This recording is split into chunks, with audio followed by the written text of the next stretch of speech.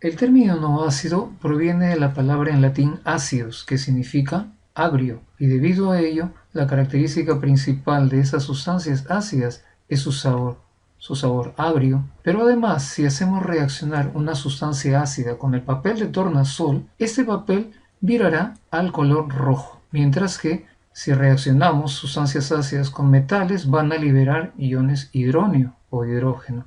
Cuando tocamos, cuando palpamos una sustancia ácida, tendremos una sensación acuosa al tacto. Por otro lado, las sustancias bases o también llamadas álcalis derivan del término griego alquili o ceniza. Su característica principal es que tienen un sabor amargo y cuando hacemos reaccionar las bases o álcalis con el papel de tornasol de color rojo, ese papel va a virar al azul. Mientras que si reaccionamos sustancias alcalinas o bases con metales, van a formar hidróxidos. Y si palpamos y tocamos con nuestros dedos una sustancia alcalina, como por ejemplo la lejía, se habrán dado cuenta que tenemos una sensación jabonosa o resbalosa. Esas son características de los álcalis. Pero para tener una definición más exacta de lo que son ácidos y bases, recordemos lo que estos dos señores, Lowry, de nacionalidad inglesa, y Bronce, de nacionalidad danesa, propusieron hace casi 100 años, en 1923, en trabajos independientes. Cada uno realizaba una investigación, pero de manera casi simultánea llegan a la siguiente conclusión, que un ácido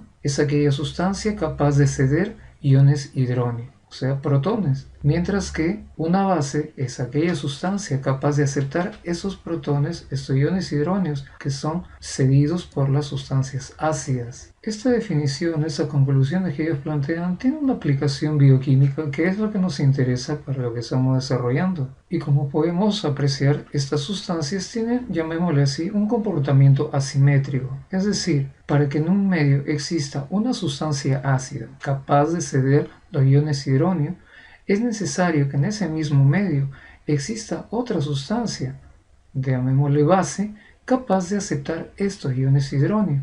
En otras palabras, una sustancia puede actuar como ácido solo si existe en el medio otra sustancia que pueda actuar como base y viceversa. Entonces, según lo que acabamos de revisar, el agua tiene propiedades tanto de ácido como de base, ya que es capaz de ceder protones y aceptar protones. Veamos un primer ejemplo.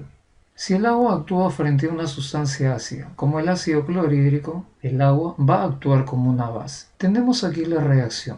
El ácido clorhídrico reacciona frente al agua. En esta reacción, el agua está aceptando los protones, el ion hidróneo que proviene del ácido clorhídrico, y tenemos acá el ion hidróneo. Por lo tanto, si el agua acepta protones, va a actuar como una base. Veamos este segundo caso. Ahora el agua va a enfrentarse a una sustancia alcalina o básica, como el caso del amoníaco. Si es así, el agua va a actuar como una sustancia ácida. Veamos la reacción. El amoníaco y el agua. En ese caso, fíjense que el amoníaco NH3 está aceptando los protones o iones hidróneos que son cedidos por el agua y tendremos NH4. Y el agua, al perder un protón, ahora se convierte en ion hidróxido. Por lo tanto, como está cediendo protones, el agua actúa como un ácido.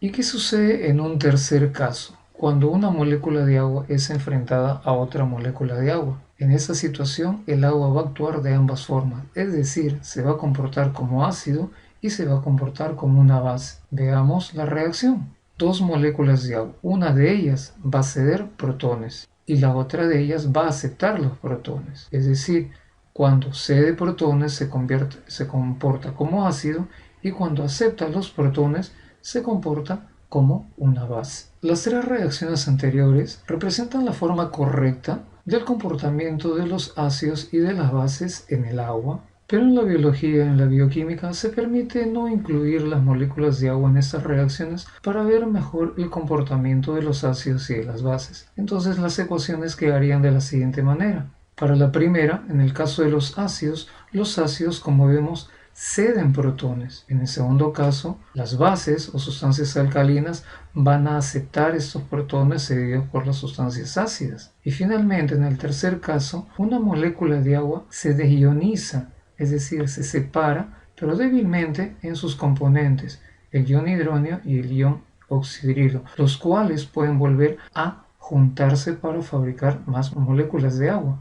Como vemos en el caso del agua, esta molécula puede actuar tanto como una sustancia ácida o como una sustancia básica, cediendo o aceptando protones. Y una sustancia con estas características es denominada sustancia anfótera. Por lo tanto, el agua es un anfótero, ya que actúa tanto como ácido o como una base. Y debido a esto, el agua reacciona consigo misma formando iones hidróneo y formando iones hidroxilo. Y a esta reacción la conocemos como la autodisociación del agua. Y en el instante en que se produce un equilibrio entre las especies participantes de esta reacción, es decir, la molécula de agua, el ion hidróneo y el ion oxidrilo, nosotros podemos determinar una constante denominada Kw o constante de disociación del agua. Esta constante es igual al producto de la concentración de los iones hidróneos por la concentración de los iones oxidrilo. Y según los cálculos es igual a 1 por 10 a la menos 14. Y la constante de disociación del agua siempre debe cumplirse. Es decir, si aumenta la concentración de los iones hidróneos, es decir, de los protones, debe ocurrir una disminución de los iones hidroxilos OH en la disolución y viceversa. Y para que eso suceda, deben presentarse tres situaciones. La primera de ellas, si la cantidad de protones supera a la cantidad de iones hidroxilo en disolución, será una solución ácida. Es decir, la concentración de iones hidróneo es mayor a la concentración de iones hidroxilo. Una segunda situación se dará si la cantidad de protones es igual a la cantidad de iones hidroxilo en disolución. En este caso, estaremos en presencia de una solución neutra, porque ambas concentraciones son iguales. Mientras que la tercera situación se dará siempre y cuando la cantidad de protones sea menor a la cantidad de iones hidroxilo en la solución. Por lo tanto, estaremos en presencia de una solución básica. La concentración de hidroxilos es mayor que la concentración de los protones o de los iones hidróneo. Como vemos, la acidez o la alcalinidad de una sustancia va a estar dada por la concentración de los iones hidróneo, pero en la mayor parte de sustancias, de manera natural, esa concentración es muy baja.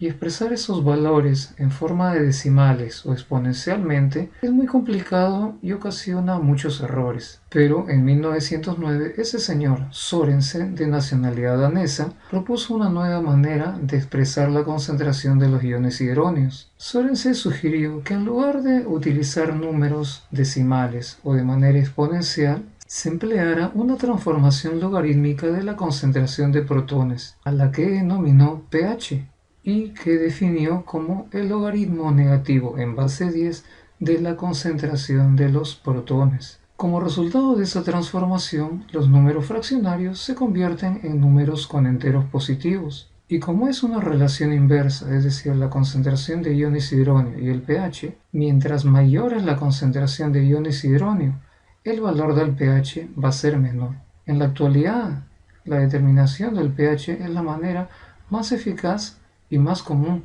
de medir la acidez o la alcalinidad de una sustancia. Habíamos indicado que la constante de disociación del agua es el producto de las concentraciones del ion hidróneo y del ion hidroxilo, y a su vez esto tiene un valor de 1 por 10 a la menos 14. Desarrollemos esta ecuación y apliquemos lo que nos sugiere Sørensen. En el agua pura, por cada ion hidróneo va a haber un equivalente de un ion hidroxilo. Por lo tanto, estas dos concentraciones van a ser iguales.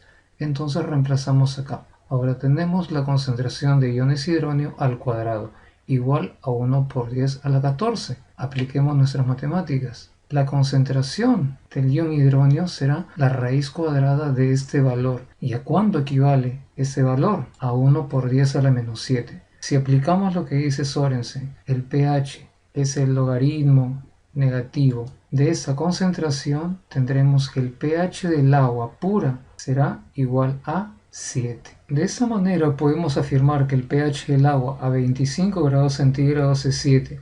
Si tomamos como referencia no ya la concentración de los iones hidróneos, sino de los iones hidroxilo, en lugar de calcular el pH estaríamos calculando el pOH.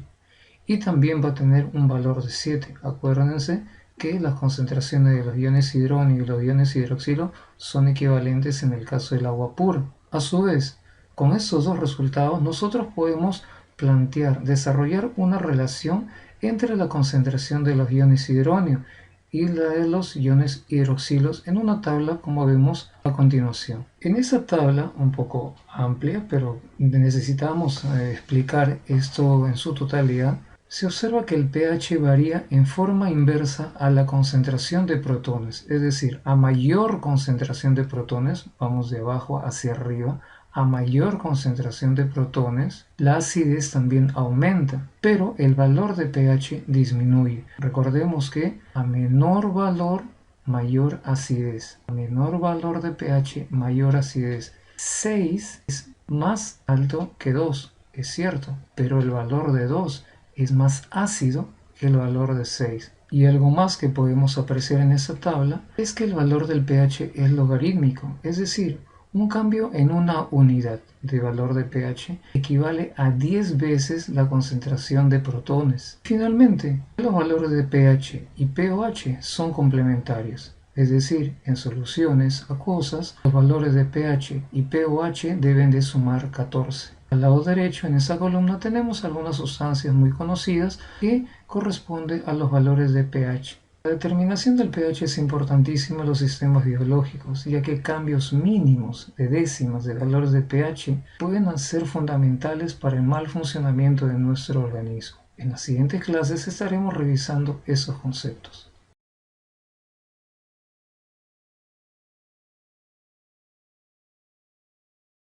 Los ácidos y las bases son compuestos químicos que presentan propiedades opuestas. El grado de acidez de una disolución se mide con la escala pH. El agua pura es neutra. Si se le añade un ácido, como el ácido clorhídrico, aumenta la concentración de iones hidrónio, y si se le añade una base, como la sosa cáustica, aumenta la concentración de iones oxonio. Las disoluciones acuosas de los ácidos tienen un poder corrosivo, reaccionan con muchos metales, desprendiendo hidrógeno gaseoso y poseen un sabor agrio.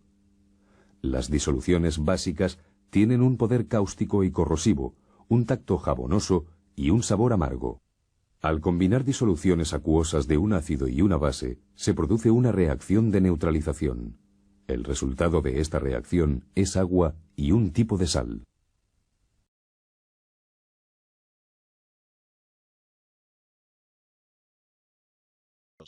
La sociedad, los medios de comunicación, la industria agroalimentaria participan activamente enviando el mensaje equivocado. Por ejemplo, nos dicen que beber leche mejora la salud ósea, que la carne exenta en grasa es la mejor fuente de proteínas, que tomar medicamentos es la manera de curar enfermedades, que necesitamos azúcar porque nos da energía, que las bebidas light no engordan, que el pan blanco nos nutre, que el trigo es un buen alimento.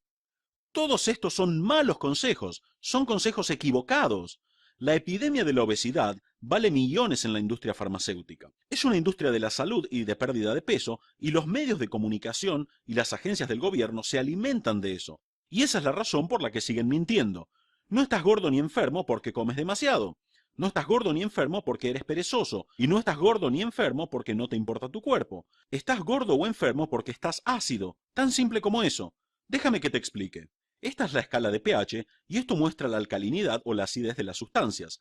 El pH óptimo de nuestro cuerpo es de 7.35, lo cual es ligeramente alcalino. La mayoría de la comida que ingerimos tiene un efecto acidificante en el pH de la sangre, y si se altera ligeramente la sangre podríamos, literalmente, morir.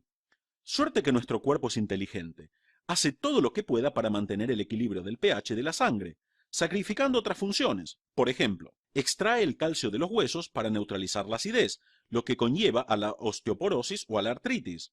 Aumenta la cantidad de colesterol para proteger las venas, lo que provoca problemas cardíacos. Crea más tejido graso para almacenar los ácidos perjudiciales, lo que conlleva al sobrepeso y obesidad.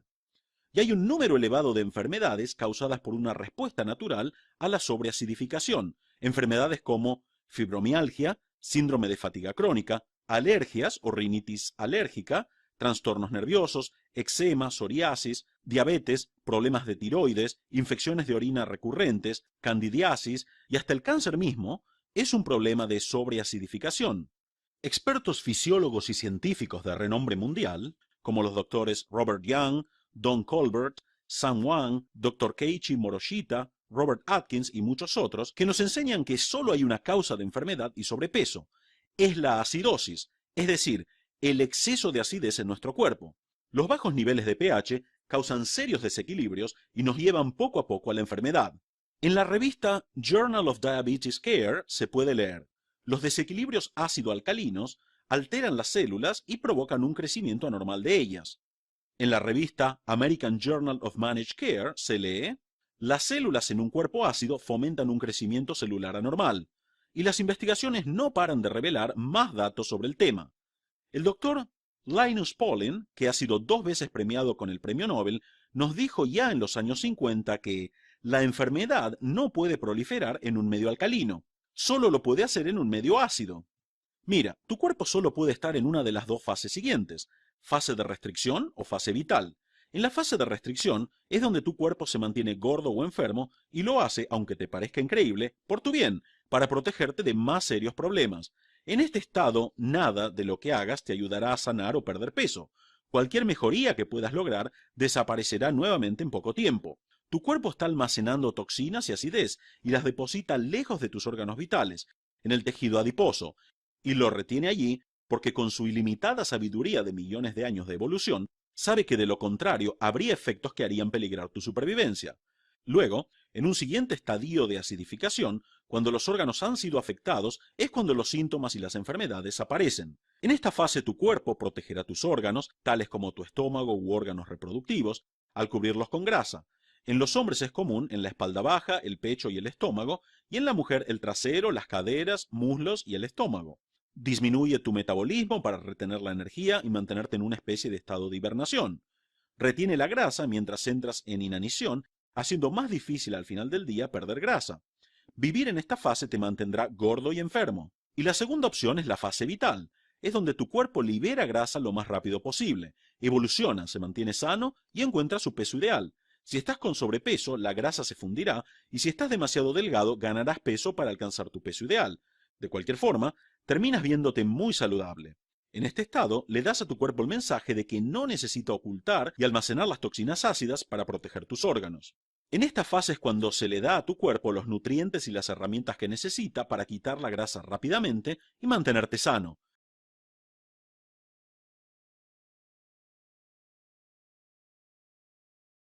Todas las personas poseen células cancerígenas en el cuerpo. Estas células no aparecen en las pruebas estándar hasta que han llegado a ser de algunos billones.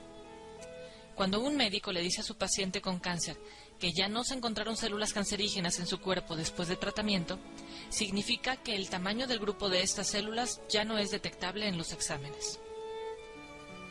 Cuando el sistema inmunológico es fuerte, este destruye las células cancerígenas, previniendo su multiplicación y evitando la formación de tumores. Cuando una persona tiene cáncer, esto indica que tiene múltiples deficiencias nutricionales, pudiendo ser genético, ambiental, alimenticio o por determinados factores del estilo de vida. Una de las formas de combatir la deficiencia nutricional es cambiar la dieta e incluir suplementos alimenticios que refuercen el sistema inmunológico.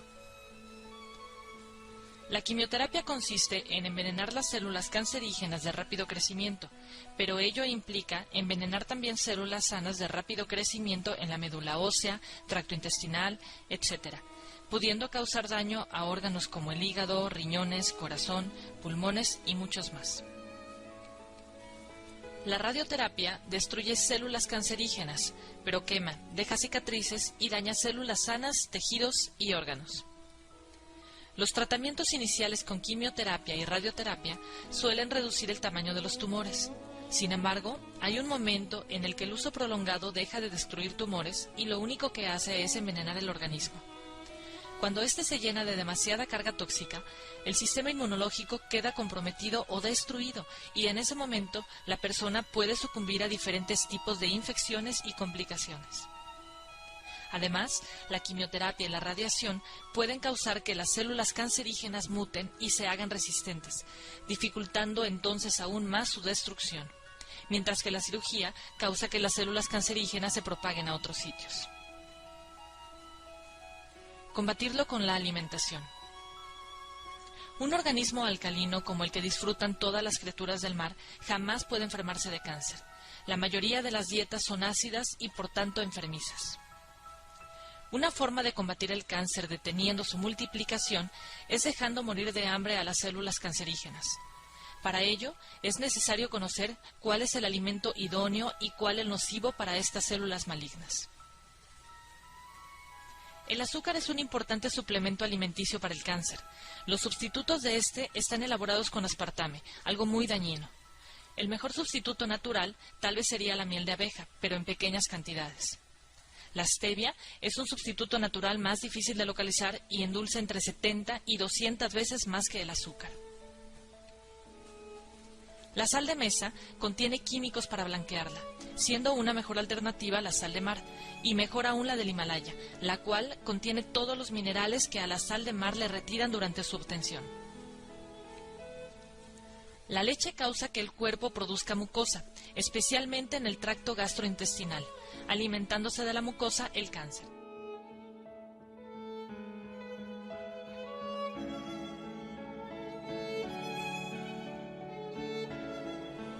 El aceite virgen es el extraído mediante procesos mecánicos como el prensado.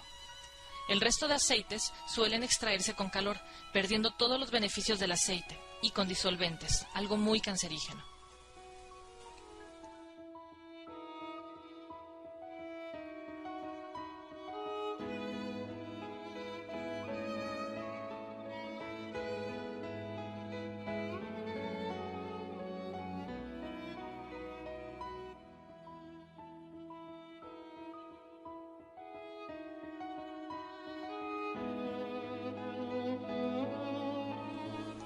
El almidón de alimentos como el pan, patata, arroz y otros cereales solo se digiere por una enzima secretada en las glándulas salivales. Es necesario mascar y ensalivar bien estos alimentos para evitar que se pudran una vez tragados. El pan integral aportará minerales que reducirán su pH ácido. Evita el café, té y chocolates que contengan altos niveles de cafeína. El green tea o té verde es la mejor alternativa, teniendo propiedades que luchan en contra del cáncer. Una dieta basada en carne propicia un ambiente ácido, ideal para la proliferación de las células cancerígenas. Es mejor comer pescado y algo de pollo que carne de res o de cerdo. La carne además contiene antibióticos, hormonas y parásitos, lo cual es muy dañino, especialmente en casos de cáncer. La proteína de la carne es difícil de digerir, precisando de muchas enzimas digestivas, y la carne sin digerir permanece en el intestino, pudriéndose y convirtiéndose en más residuos tóxicos. Las células cancerígenas tienen sus paredes cubiertas de resistente proteína. Comiendo menos carne, se liberan más enzimas que atacan a sus paredes de proteína, permitiendo que el cuerpo produzca células que matan a las células con cáncer. El tabaco produce radicales libres como la semiquinona. Este fumado además produce radioactividad a través del polonio 210 y el no fumado muchas otras sustancias radioactivas como el cesio 137, cesio 134, radio 226, potasio 40, actinio 228, etc. Se ha vinculado la ingesta de alcohol al cáncer del intestino grueso en los dos sexos, así como al cáncer de mama. El abuso del mismo eleva los tipos, como pueden ser el de páncreas y el de hígado. Si vivimos o pasamos tiempo cerca, sobre o debajo de la alta tensión, como son las torres eléctricas o grandes cables soterrados, debemos alejarnos. Sobre todo si es un lugar de descanso, ya que al reducir el cerebro la frecuencia en el sueño, queda más expuesto a dicha contaminación invisible. Los túneles del metro suelen usarlos también para tender líneas de alta tensión y, por tanto, es más saludable viajar por superficie. Las ondas electromagnéticas producen radicales libres que causan envejecimiento y alimentan al cáncer. Las encontramos en los teléfonos móviles, en la proximidad a televisores y hornos microondas en funcionamiento. Las energías telúricas, corrientes subterráneas y vetas minerales son geopatías que en su vertical provocan cáncer. Se conoce como fenómeno de casas cáncer a viviendas donde sus habitantes se enferman por vivir sobre esas geopatías. Si se conoce la existencia de alguna de ellas, hay que desplazar la cama o lugar donde se descansa muchas horas seguidas a una zona libre. El gas radón, elemento radioactivo y principal causante de cáncer de pulmón, emana del suelo como resultado de la descomposición del uranio y es insípido, inodoro e incoloro. Por tanto, sobre todo las plantas bajas deben ventilarse muy a menudo para eliminarlo. Al usar botellas y recipientes de plástico en el congelador o usarlos para calentar la comida en el microondas, especialmente los alimentos que contienen grasa, se liberan dioxinas, un químico que al envenenar las células produce especialmente cáncer de seno. Se recomienda usar recipientes de vidrio, tal como Corningware, Pyrex o cerámica, para calentar la comida. Igual de peligroso resulta cubrir los alimentos con plástico para calentarlos en el microondas, recomendándose sustituirlo por servilletas de papel. Los contenedores de hielo seco, FOAM, usados en vasos, platos y contenedores de alimentos, también desprenden dioxinas. Un auto al sol produce una cantidad de benceno altísima, una toxina cancerígena que además afecta al riñón y al hígado, causa anemia, envenena los huesos y afecta al sistema inmunológico. Para eliminarlo, hay que abrir las ventanas durante unos 2 minutos antes de entrar. Si se va a usar el aire, conectarlo mientras se ventila el auto para limpiar los conductos. En un ambiente oxigenado, las células de cáncer no prosperan. Por tanto, hacer ejercicio a diario y respirar profundo ayuda a llevar oxígeno al nivel de las células. La terapia de oxígeno es otra de las fórmulas utilizadas para combatir a las células de cáncer.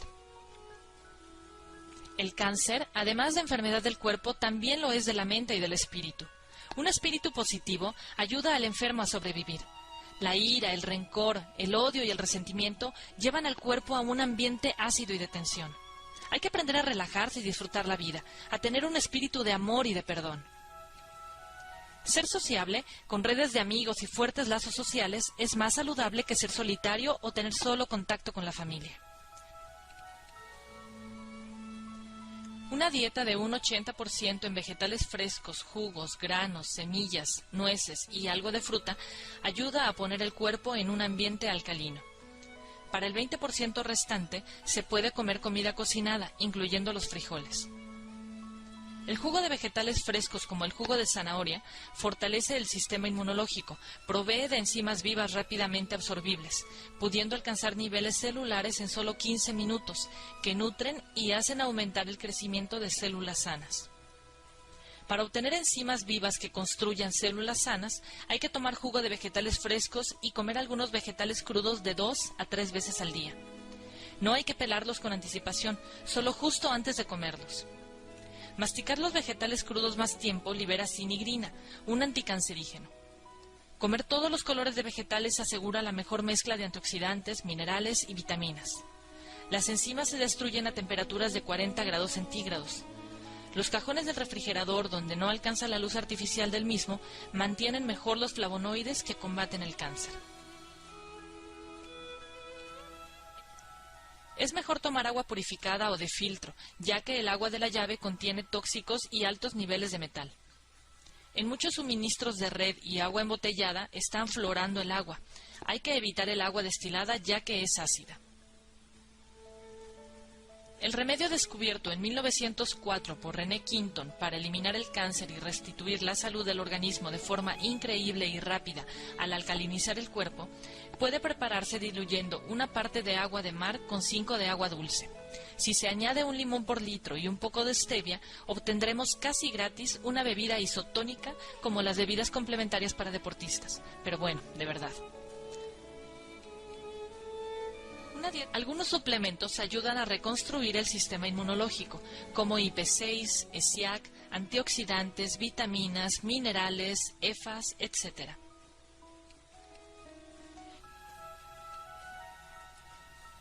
La guayábana o guanábana, fruta tropical del árbol de la graviola, ha demostrado tener un importante poder anticancerígeno.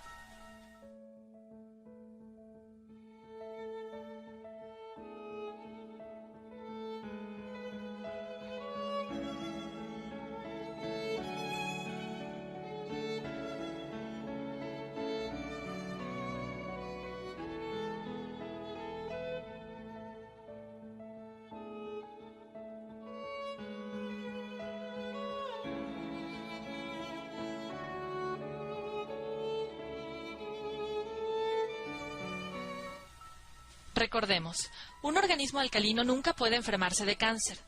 Tratemos entonces por todos los medios de eliminar esa acidez de nuestro pH donde prolifera la enfermedad. Comer verduras, tomar agua de mar alcalinizada diluyéndola con agua dulce, usar el bicarbonato, etc., nos ayudarán a conseguir ese equilibrio del pH y restituir así completamente la salud.